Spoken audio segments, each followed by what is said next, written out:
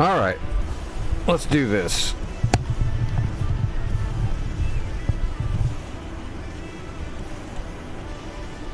Now I've just got the FC Fulcrum, but it's the same flight model and the same missiles. It's actually the same systems.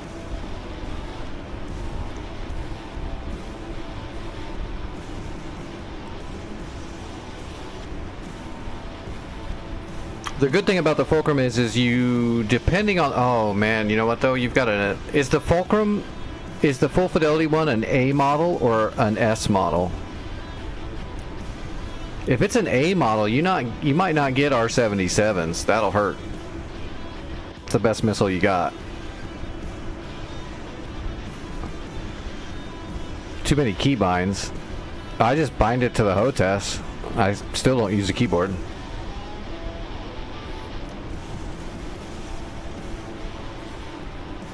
But I think the full fidelity Fulcrum is an A model, which means you're not going to get the good missiles, which is weird. But so we won't equip any 77s because I don't think you get them. You shouldn't.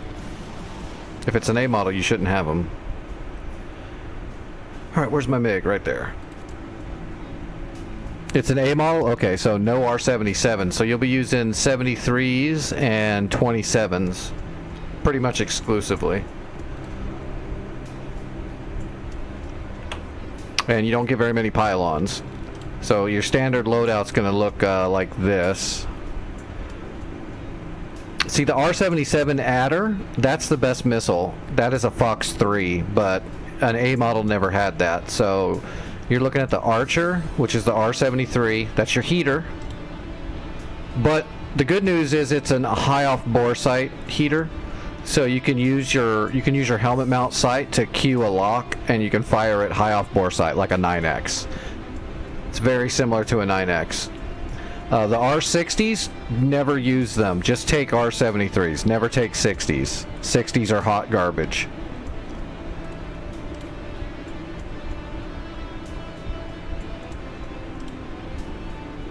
And then on your main pylons, you can fit 2 big missiles. So you've got your ETs and your ERs. The 27ER is your Fox 1. It's your Sparrow. It's your radar. You have to have a solid STT lock, and you have to maintain the lock until the missile detonates.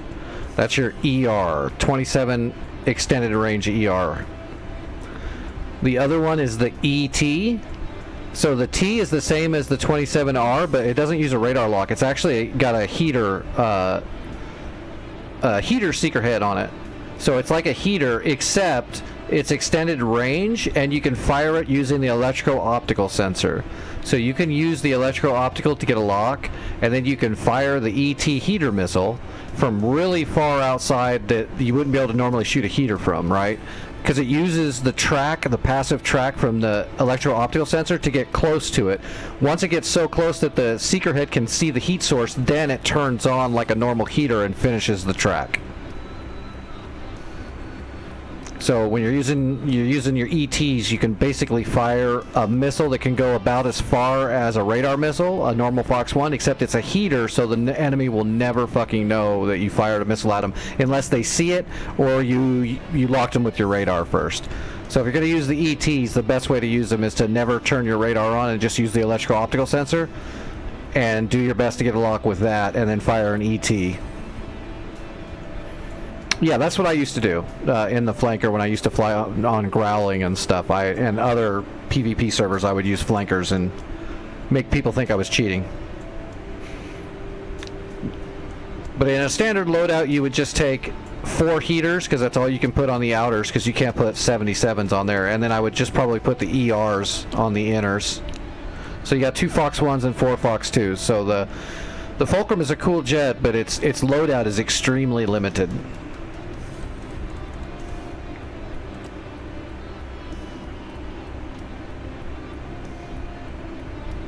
What's up, Trife? Request refueling. Request rearming. What'd you pick up? Hatch, what's going on? Copy.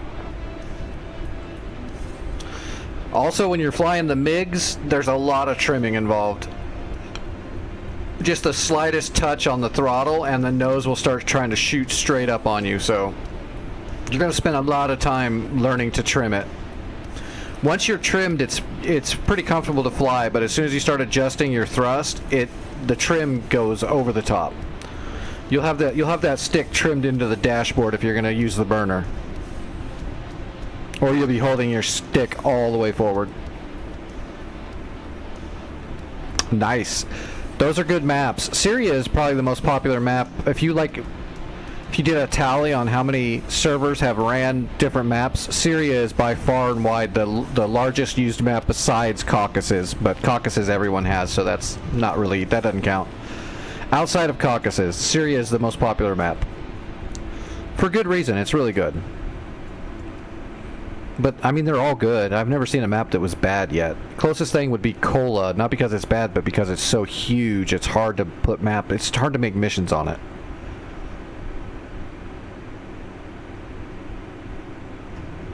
Yeah, there's an update today. It's just a small update, fixing some LA7, some, fixes.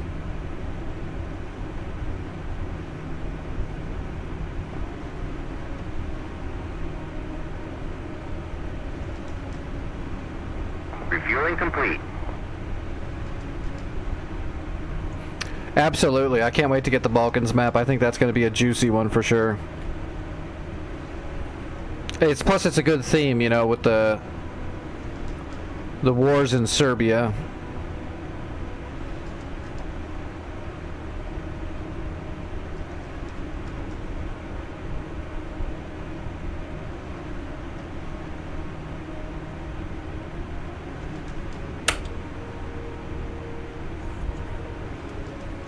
Rearming complete.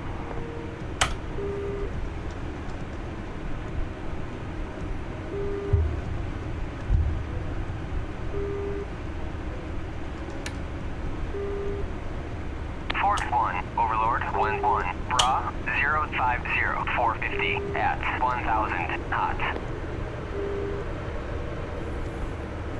Unfortunately, you're not going to have a data link or anything. 061, The at 7000 cold. the little screen over here, like on the Sukhois, this is where your data link would be. In the MiG, this is just a pairing of the HUD, which is good when you don't have good visibility. It's nice to have it, but it would be better if you could switch this between that and like a data link. No, this is the MiG. This is the MiG-29 Fulcrum. You can tell by the vents up top.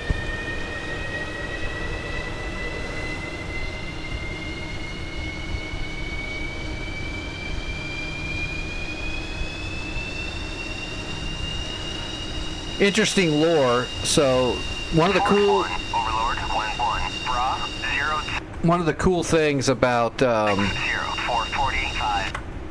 the Fulcrum, one of the things that I think is cool about it, even though I don't really like the jet that much, one of the design things they did about it that makes it kind of cool is what they built it for. So they made the MiG to be like a bush interceptor, like a sneaky plane. So they made this thing to take off and land on like roadways and stuff. So one of the bad parts about about any jet is if you're gonna try to like land on a roadway or take off from a roadway, one of the big problems with that is when you're taking off with all that shit around there, it's really easy to get stuff sucked into your intake and damage your engines on takeoff. So that's why the MiG has this vent built right here, because they stationed these MiGs for the Cold War all over the countryside, hiding in, you know, barns and shit like that, so they could just take off from a country road. So they designed the intakes with these valves right here, so when you start the engine, the valve closes and it starts pulling air from above through this intake. And then once you get going and you're off the ground, these vents will slowly shut and the intake vents will open up so you get full air. So that's why it looks that way. Like, I'll start my other right engine now and you'll see the the protector flap will come down, the valve will close, and then the vents up top will open up, so it's still getting air. And that's so you could take off in the countryside and not suck a bunch of shit into your engine and get blown up. Because when you're on an airfield, if you didn't notice, there's nothing around an airfield. Trees, bushes, everything is cut back way the hell far away from the airfield to make sure that it's fairly clean. So that's the really big cool thing about the Fulcrum, is they designed it to hide in the countryside and take off from roadways. And there you go. See, now the intakes of the engines are they're not completely protected, but they're way more protected than they would normally be. So that's like cool lore about the Fulcrum. That's the thing that sets the Fulcrum apart. But that's also why that doesn't carry much. It's got a very small loadout. It's mainly just air superior. It's made as an interceptor. It's made to shoot down bombers and stuff. It's not really multi-role. It's not a strike fighter. It's got a fuel problem. It's got a loadout problem. But it does what it was meant to do very well. You can actually look up like old videos of them uncovering Fulcrums that are in tree lines covered in camo mesh and taking off from roadways and shit. It's pretty cool.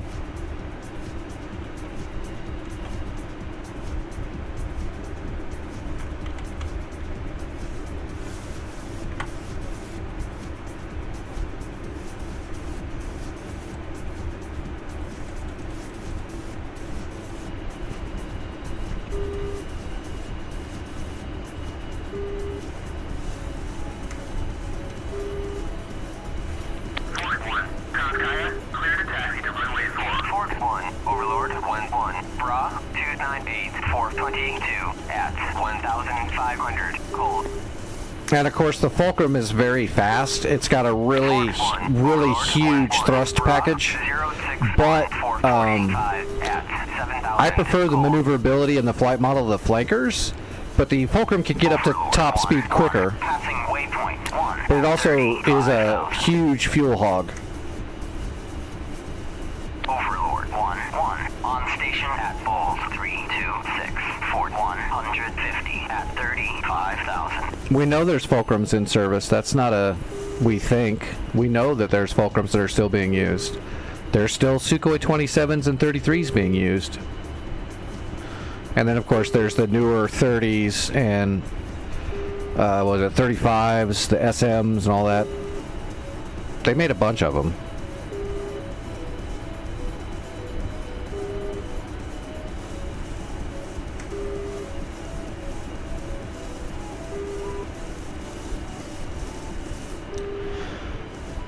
Most MiG jets are designed to kill something, kill it quick, kill it from high up, and then don't care if the pilot survives after they kill the thing they're supposed to kill. Sukhois are more standard military engineering. Fort 1, unable to clear for takeoff. Fort 1, Kanskaya, you are cleared for takeoff when ready. Climb 300 at QFE 773.02. I mean, that's why if you look at this Fulcrum, I mean, it's super analog even still. Fort 1, Overlord 1-1, Bra 062 445 at 7,000, cold.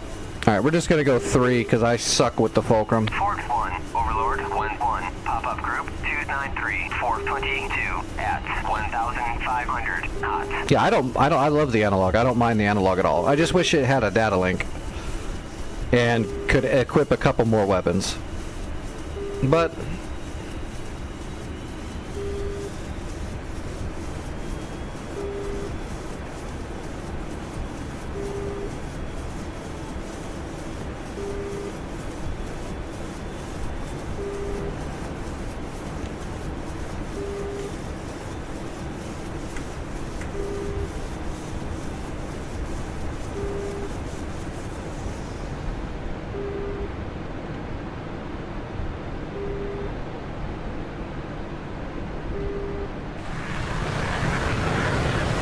now you can see the upper vents are closed and the intakes are wide open once we're up in the air.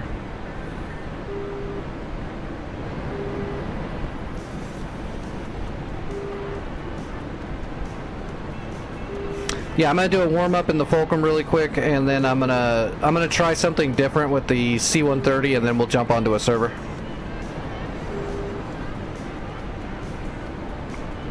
Oh, and I got news today that I will not be flying on Sunday or Monday. I gotta go into the hospital on Monday early in the morning.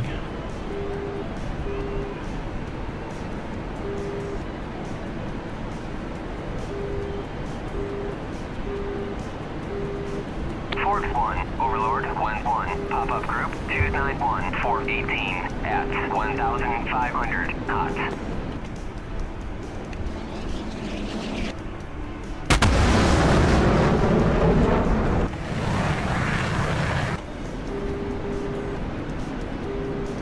There we go, trimming that stick way forward. Fort 1, Overlord 1-1, Bra 110, 450 at 25,000 cold. I'll be alright. They just want to do a bunch of new tests. As far as I know. They don't tell me what they're doing ahead of time very much, though. I know they want to draw a bunch of blood, do some labs, and they have some other tests they want to do, so it's going to be a good all-day experience. But hopefully it'll be fine, and they'll just let me go home afterwards. But I don't know that. Sometimes I don't get to go home right away, so we'll see. So Sunday I won't be streaming. I'll have to go to bed early, and then Monday I'll wake up and do the hospital, and then as soon as I get home I'll make a post and let everyone know I'm home, but I'm not going to be flying that night because I'm going to be just wrecked. Fort 1, Overlord 1-1, Bra 097, 450 at 25,000 knots.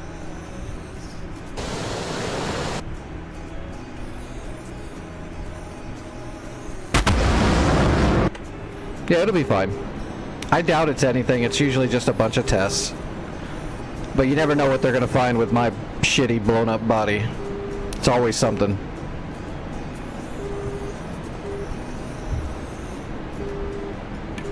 Alright, so we'll start off with the oh. I forgot. Okay, no, I had it right. I had it right.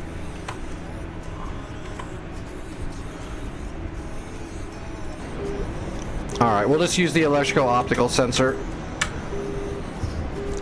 Although I don't. Oh, there you go. Look at that. We got somebody. Oh, that's the AWACS. Fort 1, Overlord 1-1, pop-up group 315, 430 at 1,500 cold. We'll actually probably use the radar because I didn't bring any ETs, but Supreme, you got the idea of what an ET to do. It's the same as what you would do in a SU-33. Use the electrical optical, fire the ET. We'll go ahead and use the radar. It's got your normal scans. It'll cycle between the pulses, or you can set it to high or medium like normal. If you don't know the attitude of your target, just leave it in revolving. You've got regular scan, you've got TWS and TWS2. Fort 1, Overlord 1-1, Bra 037, 450 at 7,000. And we've got a helmet mount.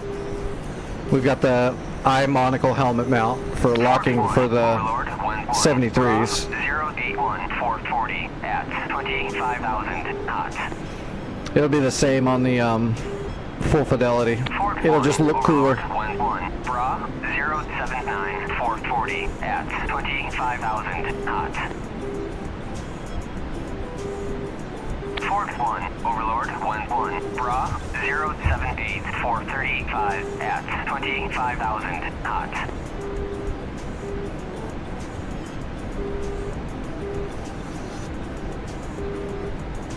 I didn't bring any. I can though. Give me a sec. Let me do this one and then I'll respawn. Overlord 1-1, Bra 082, 435 at 25,000 knots. You've only got 2 pylons you can put an ET on. It's the same one that you put the ERs on. 445 at 7,000 knots. Your outer pilots can only hold the R-73s Fort 1, Overlord. or 60s, but there's literally never a reason to equip a 60. 500, cold.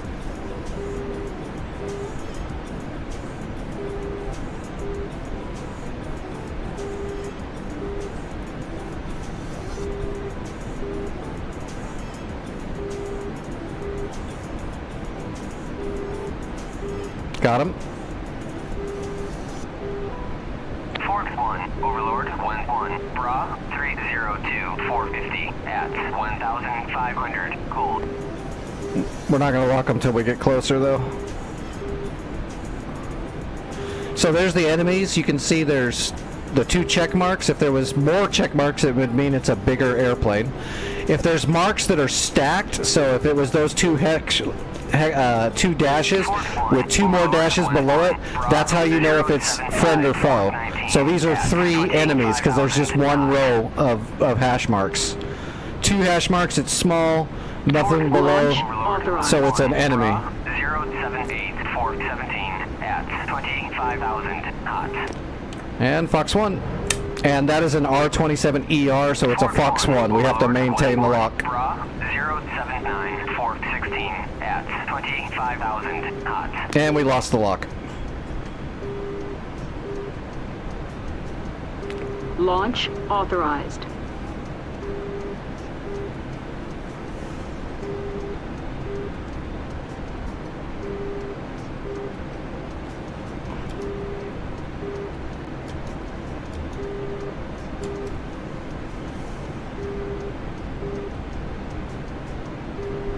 We'll try that again.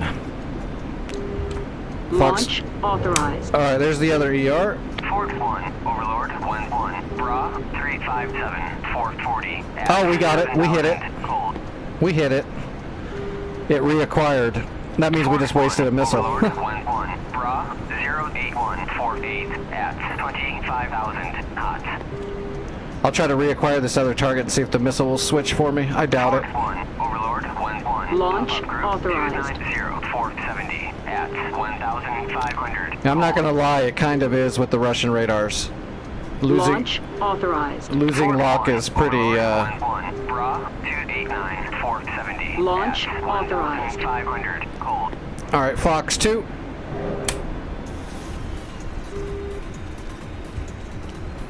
It went for flares.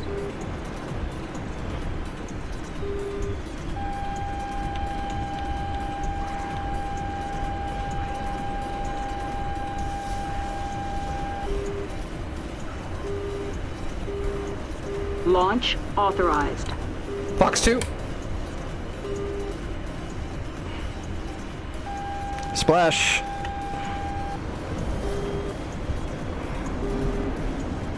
Fort 1, Overlord, 1-1, Bra, 03941, at 22,000 knots.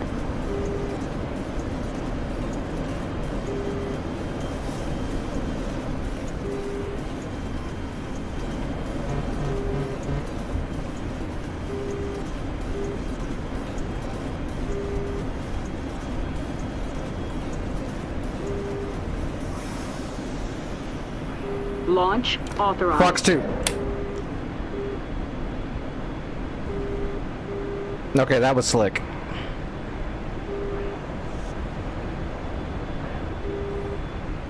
Fort 1, Overlord, 1-1, Bra, 344, 435, at 7,000 knots.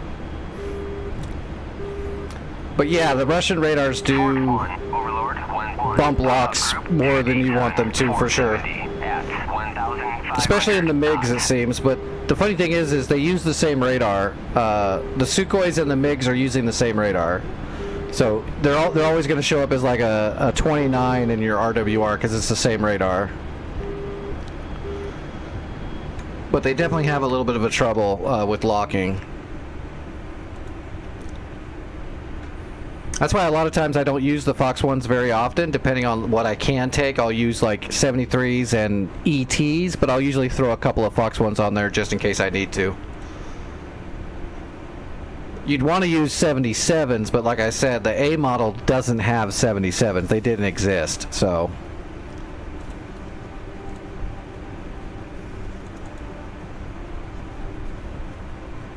Let me throw this fulcrum up in the air with some ETs on it. There it is.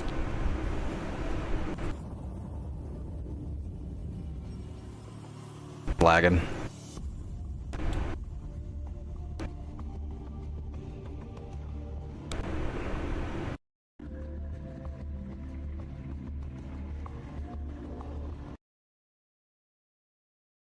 On, you piece of crap.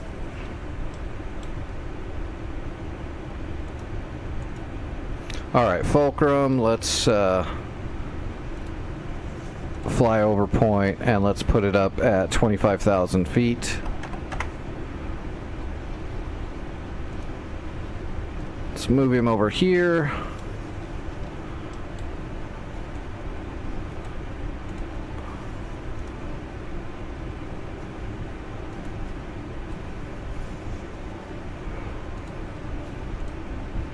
We'll give him one waypoint.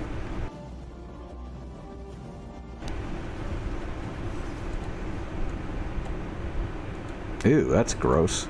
There we go, that'll work. So like this would be the missile you'd really want to use is the 77. At least two of them. I'd want to have my 70, like in a perfect loadout I'd put 2 R-73s and then I would put 4 77s on it to finish it off.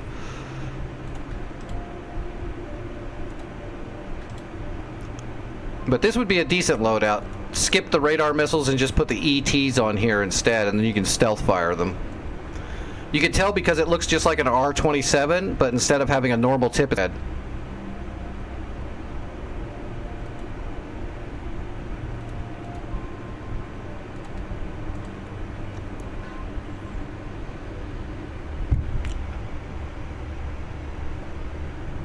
Yeah, you can kill phantoms with it for sure. Phantoms are not maneuverable. I know a lot of people think that they're not maneuverable. They're fast, especially for the time they were built. They're very fast. They are not maneuverable. What's up, Ada? And you can absolutely ninja smoke electro-optical sensor.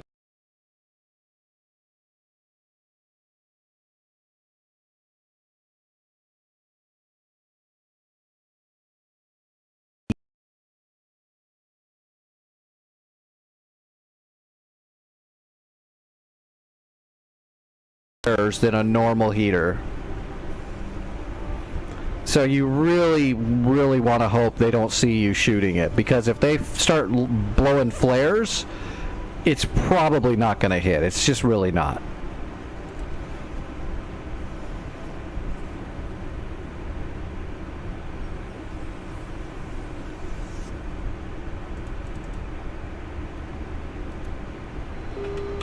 OC1 on station at Bulls 32841 170 at 1,600.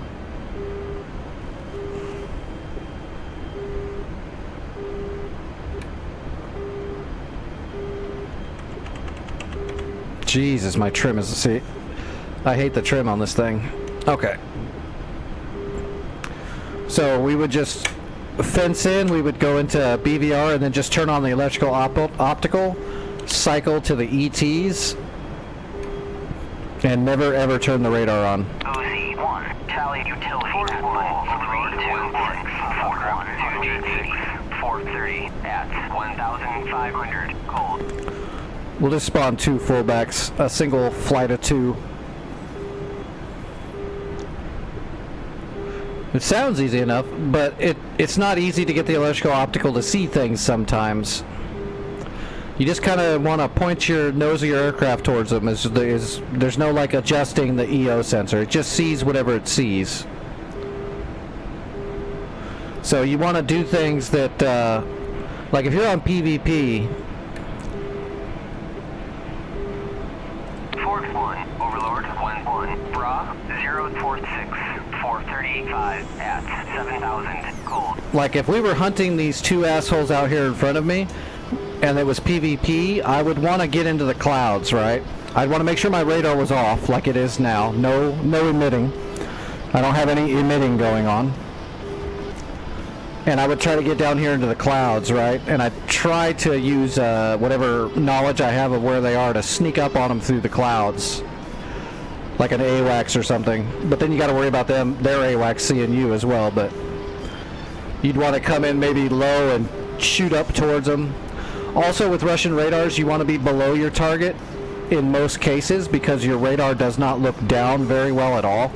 So if I know my opponents are at 25,000 feet, I'm going to stay down here at 20,000 feet. And then just angle my nose up when I'm trying to see them.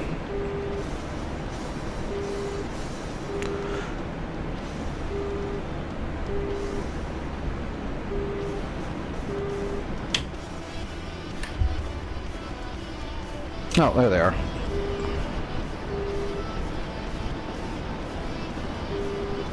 Fort 1, Tally Utility, 298, 1,500 cold. Fort 1, Overlord 1-1, Bra 022, 440 at 7,000 knots. I see them. So there they are up in the cons. So we'd want to approach them from the side like we are. We'd want to stay below them. Fort 1, Overlord 1-1, Bra 095, 417 at 25,000 knots.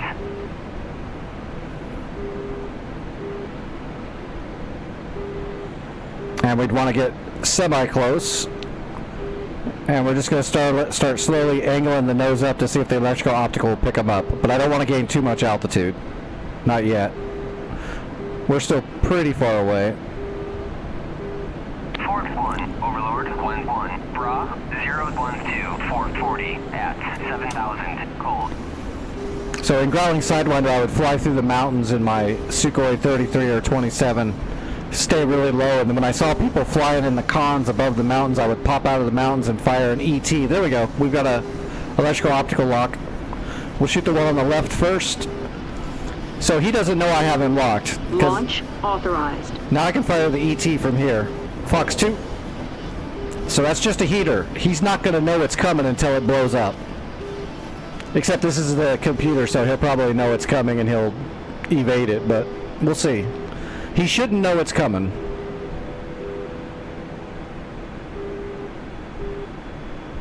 Fort 1, Overlord 1-1, pop-up group 292, 460 at 1,500 cold. Fort 1, Overlord 1-1, Bra 353, 435 at 7,000. Okay, it missed. It missed. We'll give him one more and see if it works. Fox 2. Launch authorized. Fort 1, Overlord 1-1. That's got a good track. 290, 470 at 1,500. And again, in his cockpit, he's never heard of PEEP. He's got no warnings, no nothing. Fort Nope, 1, it still Overlord missed. 1-1, pop-up group 349, 445 at 1,000 knots. But that's the ET. Launch authorized. Fort 1, Overlord Fox 2. 1-1, merged.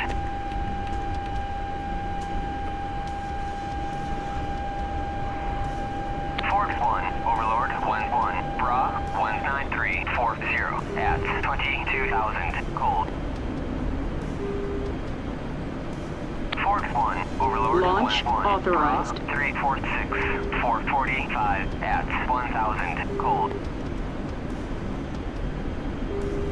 Gunnery, you lock them, switch symbology over to your gun. 435 at 7,000. It'll be a reticle when you get within range. To get an actual shooting solution, it would be a reticle.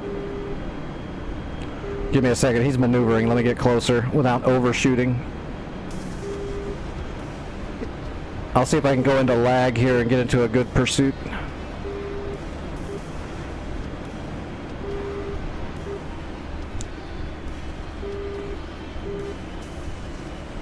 So there's the gun reticle now. Just try to get it on him and Fort 1, there you go. 1-1, Bra 07241 at 25,000 knots. Fort 1, Overlord, Wind 1, Bra, 340, 440 at 7,000 knots.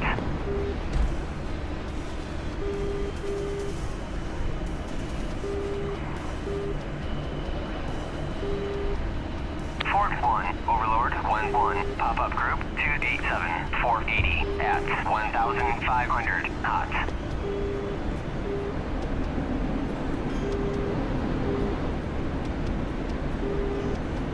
It's also very loud inside the Fulcrum because it's not like well insulated or anything because it's a Russian MiG.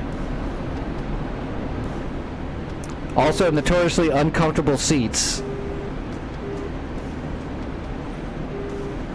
Fort 1, Overlord. Okay, yeah, see that? My stick is all the way into the dash and I'm still going, my nose is still climbing. So these are things you'll have to get used to. You'll have to trim it to get more deflection off the stick. Fort 1, Overlord, Wind 1, Bra, 348, 440 at 7,000 cold.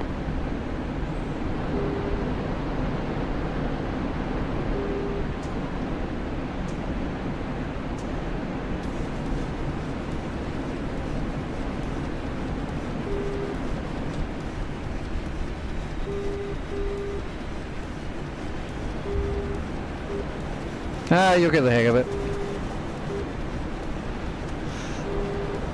It's not like I just started flying, a year ago or something like that, I've been into aviation and flying and since I was like, God, 6?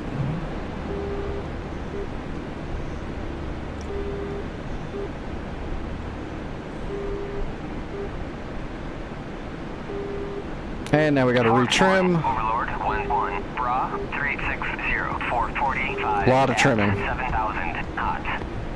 Because you'll run out of deflection a lot in the MiG, even more so than the Sukhoi. The Sukhoi is not near as bad.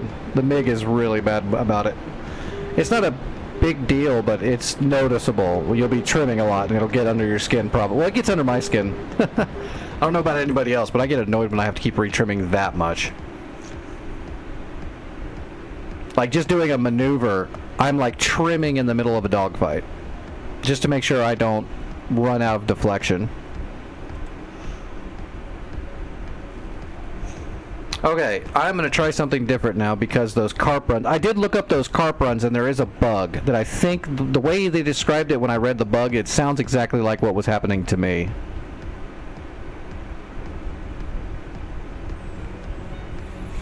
Yeah, Oak, it is the thrust, but it's also the passive AFCS systems that the MiG has, or I should say the lack thereof. So that causes everything to be done directly off the stick. There's no AFCSs that are helping soothe some of those fluctuations. Whereas most semi-modern and modern jets have good AFCS systems, including the Sukhoi, so you don't have to actually actively trim your deflection near as much. The MiG is very raw. Because it's a MiG. It wasn't made to be like comfortable or useful or or anything anyone would want to fly. It's meant to get up in the air really quick from anywhere and blow something up. And then whatever happens to the pilot after that, whatever.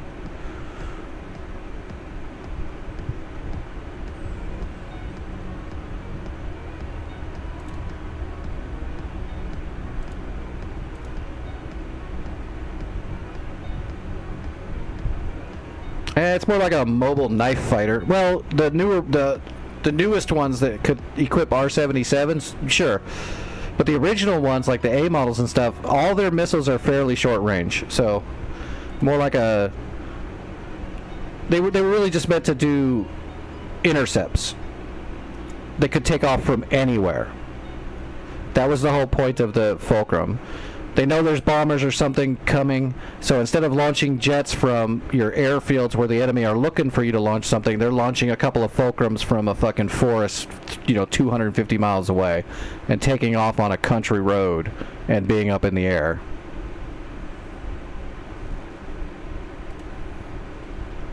And it's a good idea, and it worked. I mean, the Fulcrums can absolutely do that for limited periods of time. They can't stay up in the air for a real long time. Okay, I'm not going to program a big old carp run. I'm just going to equip the stuff and do weights and balance.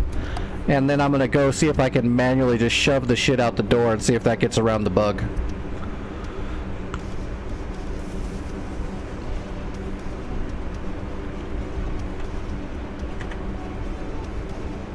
Because I know I programmed those missions correctly and it still was bugged out. So let's just try it this way once.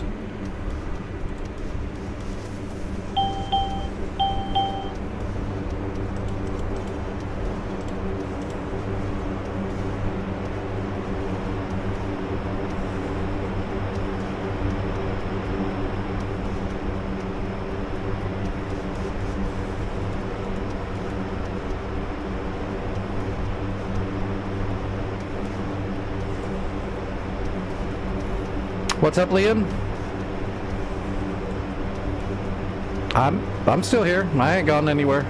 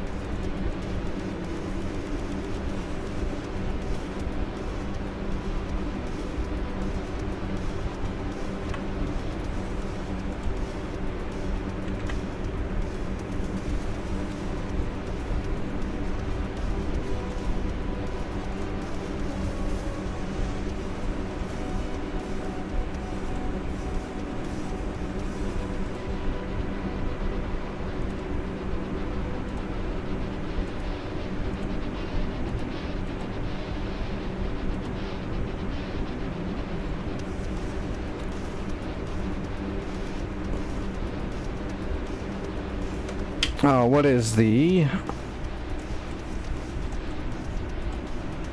UGKO?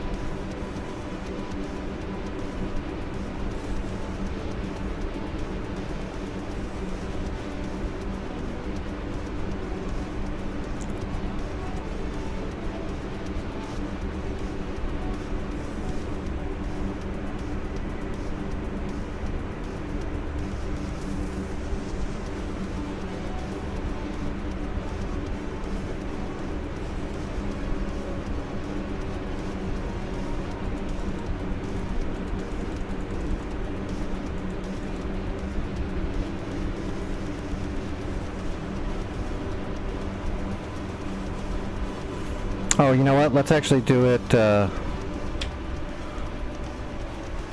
Willow's awesome. Everybody likes Willow.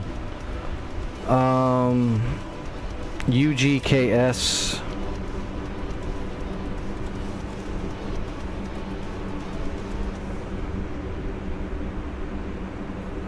There we go.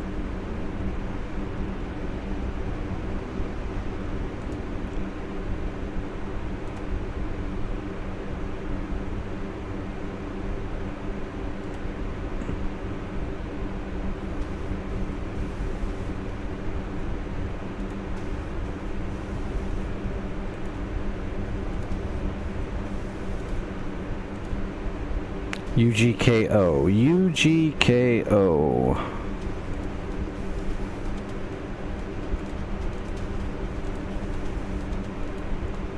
Okay, so that should be a complete loop. So we're going to take off, and we're going to follow this loop around, and then we're just going to try to manually airdrop without programming the carp.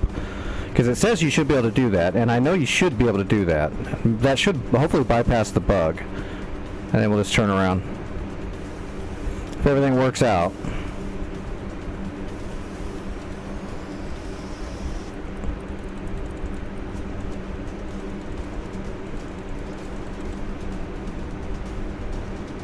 Okay, and route 2, activate, execute. And then we'll come up here and we'll check INAV 1. Oh, I forgot to select it. Index, route 1.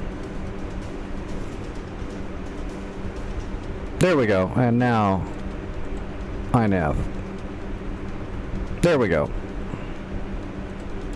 Okay, let's just do it. We'll see what happens.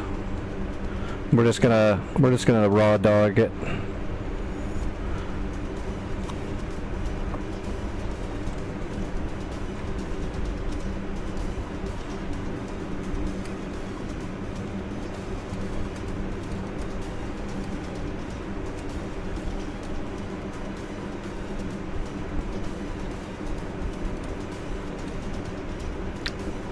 You gifted 6 subs, but not to me. Why would you say that then? That's weird. I mean, I don't mind. That's fine. You gift whoever you want. It's just a weird thing to announce.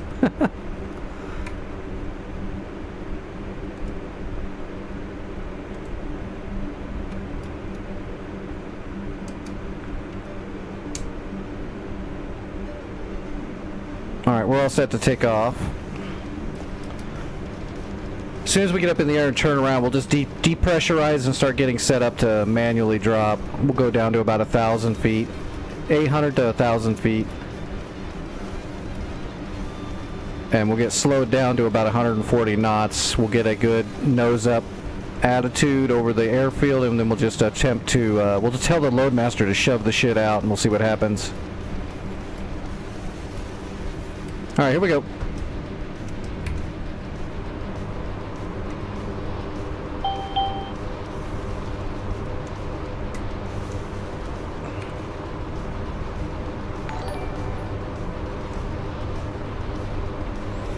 It's alright. Liam's a little weird, but everybody's a little weird, right?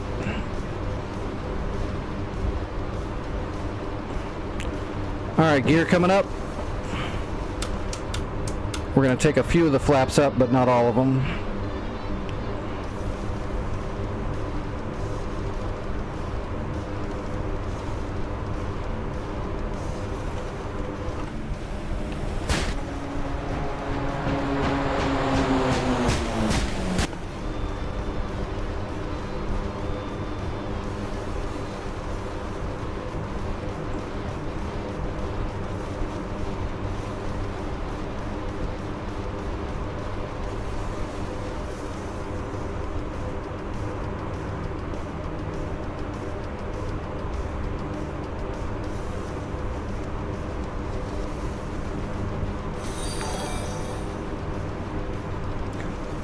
Alright, now we're looking good.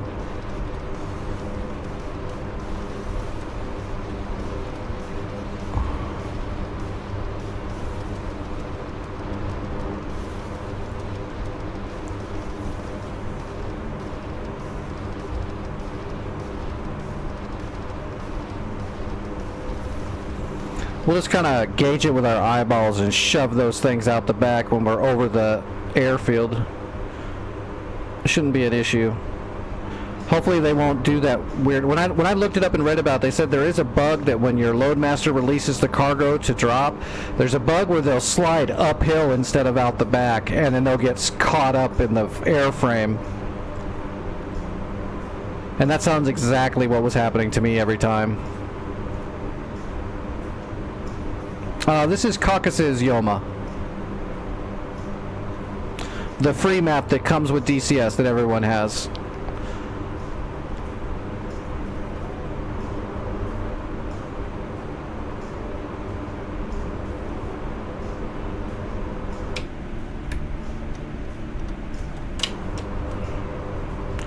Alright, we're going to start slowing down a little bit.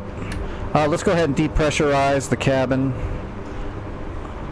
and the cargo hold.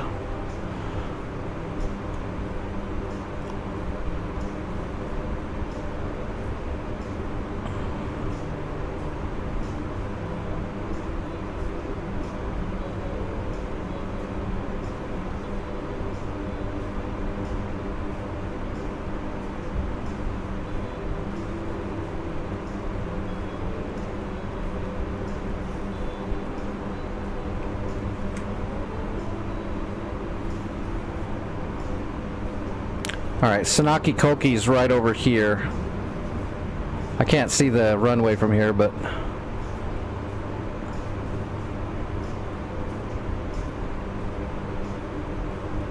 yep, that's the parameters we've been using.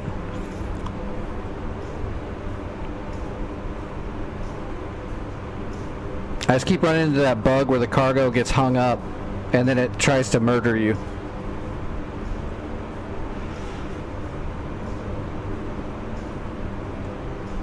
So we're not going to program the carp this time. We're just going to see if the Loadmaster will kick it.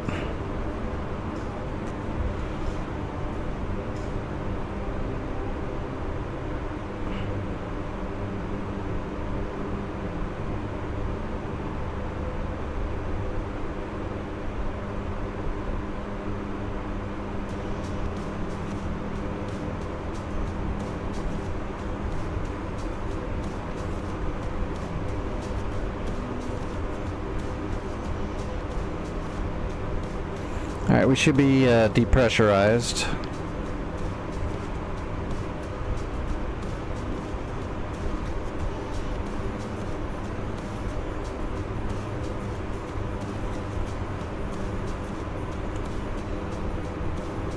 The next leg should take us to Sanaki.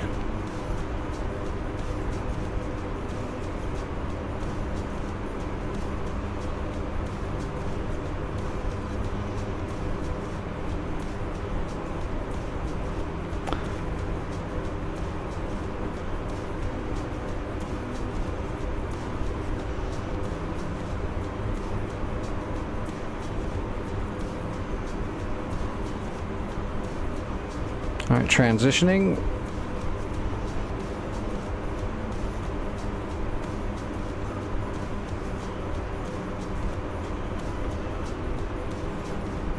$16 miles.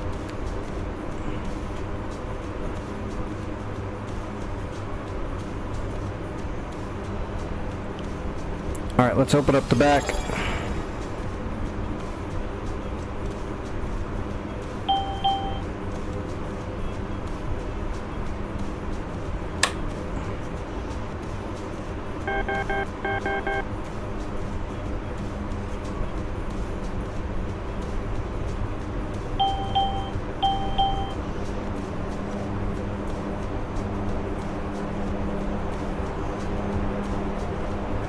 I'll have to read that in a minute, Liam.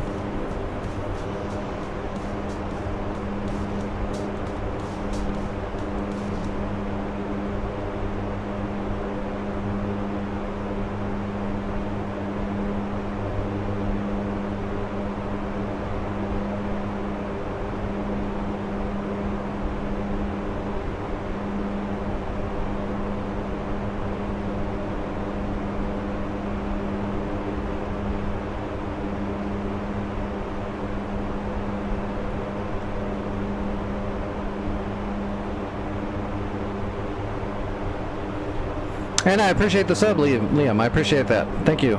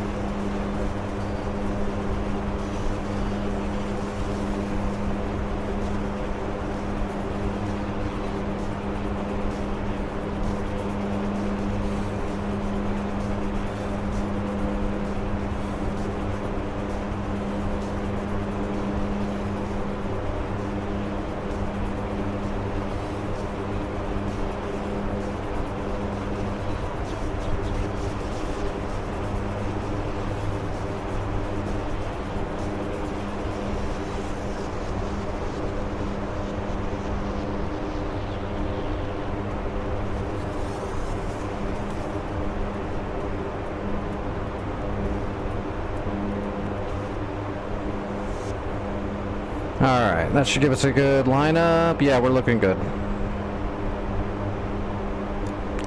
Slowing down good.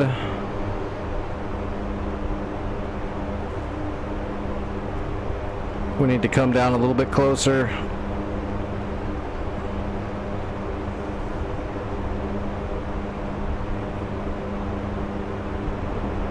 And we're ready to hit the jump button.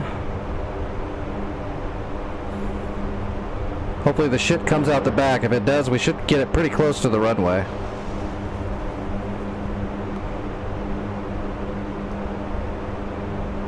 Alright, pushing power back in. 1,000 to go.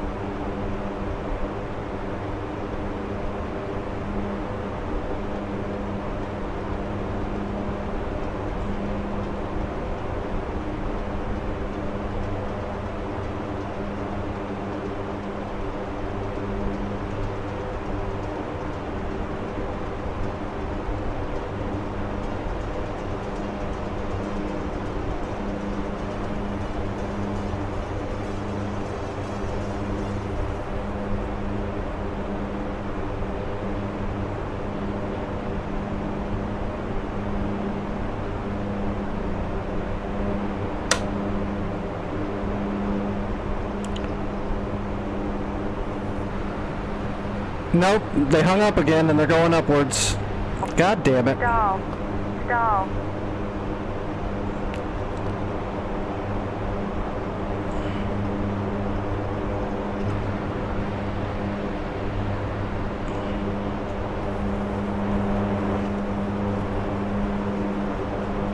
They still got hung up. They fell off the rail as soon as they're supposed to go.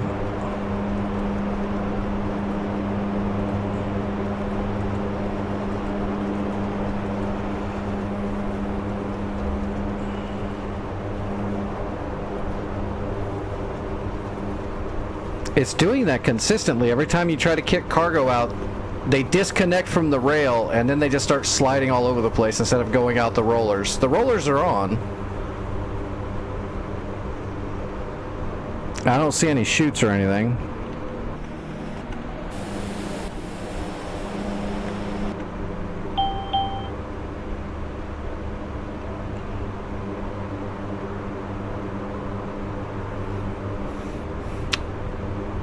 They really need to fix that. I mean, there they are. They came out, but it was horrible.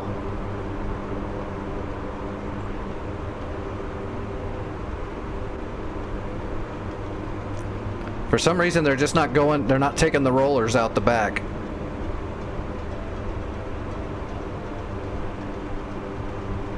But there's the crates. At least the chute's deployed. I don't see how, but at least they did. My Loadmaster sucks.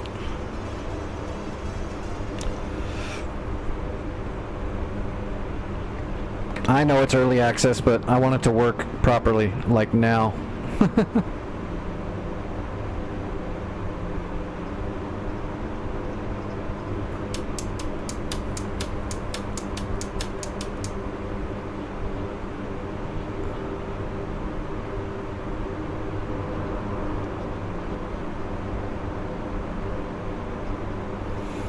I've done it with the program 3 times in a row, and the first time it worked, and the second 2 times, ever since the first time, it does the bug where the stuff just starts going uphill every time.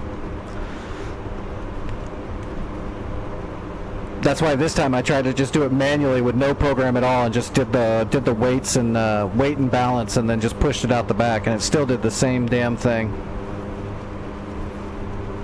So I do know how to set up the program, and I do know how to fly it. It kept doing the same thing on the program too, so I was trying to do it without the program this time to see if that would bypass the bug. It is a known bug.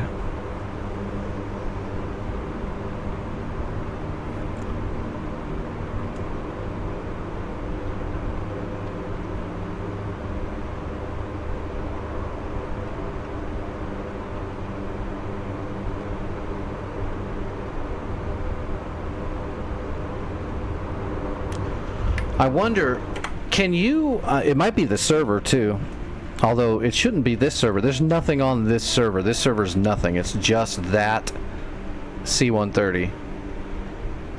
I'm wondering if I go into... Can you put cargo on a plane that's already in the air in the editor?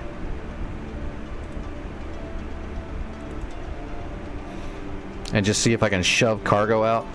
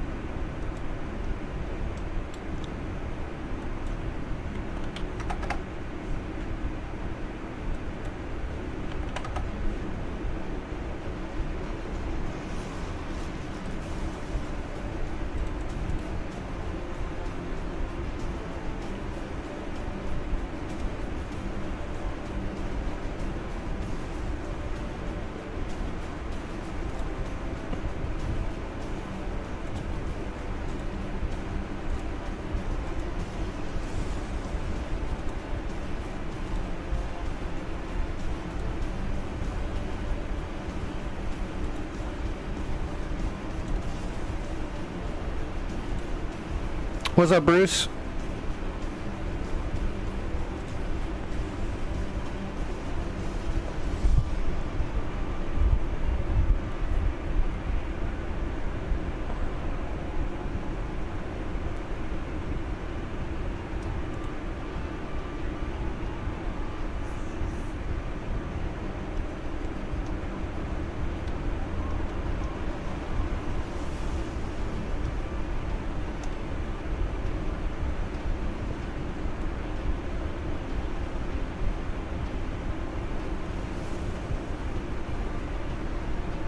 Oh, did it not go in? I don't think it went in.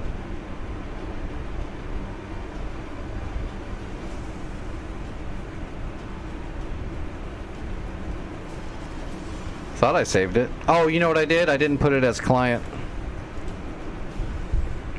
I left it on, whatever.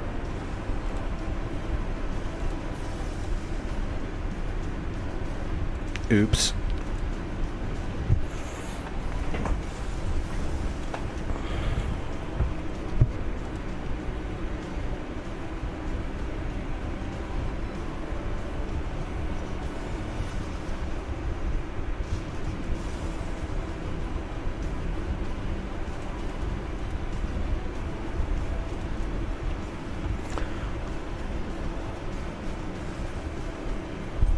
We'll just do an active pause.